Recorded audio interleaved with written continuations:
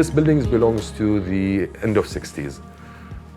At that time, was one of the high-rise, first high-rise, not the first, but one of the first.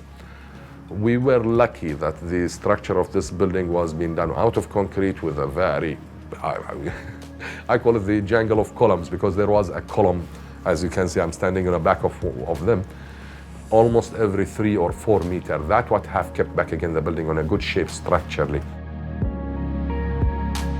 So it is a boutique hotel with a full facility, full-fledged, nice, sizable suites, full business, small business center, small, nice library, roof garden with a swimming pool, and a few outlets, food outlets on the ground and on the roof, and a good sizes between 40 to 60 square meter per room size, which is on hotel standard. This is a high number.